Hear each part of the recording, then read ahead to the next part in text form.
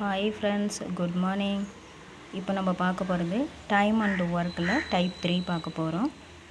First பர்சன்டேஜில் கொடுத்துருந்தா அது எப்படி போடுறது அப்படின்னு பார்த்தோம். இப்போ வருமானம் அல்லது ஊதியம் கொடுத்துருந்தாங்கன்னா அது எப்படி போடலாம் அப்படின்றத பார்க்கலாம். இப்போ பாருங்கள், ஒரு வேலையையே 8 நாட்களில் செய்து முடிப்பர். அதே வேலையை முடிக்க பிக்கு 12 நாட்கள் ஆகும். அந்த வேலையை ஏ மற்றும் பி இருவரும் சேர்ந்து முடித்து ரூபாய் 200 ஒருங்கிணைத்து ஊதியமாக பெற்றால் அதில் பியின் ஊதியம் எவ்வளவு அப்படின்னு கேட்டிருக்காங்க. இப்போ இந்த ஊதியம் கொடுத்துருந்தாங்கன்னா ஏ வேல்யூ பிக்கும் பி வேல்யூ ஏக்கும் போடணும். ஃபஸ்ட்டு ஏபின்னு போட்டுக்கிறோம். ஏக்கு மதிப்பு என்ன கொடுத்தா 8 நாட்கள் கொடுத்துருக்காங்க இல்லையா, அந்த 8 நாட்களை பிக்கு போடணும். பிக்கு 12 நாட்கள் கொடுத்துருக்காங்க, அந்த 12 நாட்களை ஏக்கு போடணும். இப்போ ரெண்டுத்தையும் நம்ம ப்ளஸ் பண்ணால் நம்மளுக்கு 20ன்னு வந்துடும்.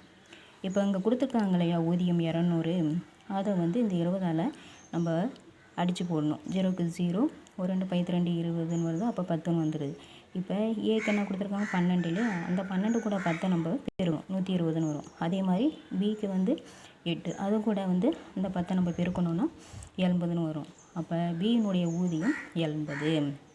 புரியுதுங்களா?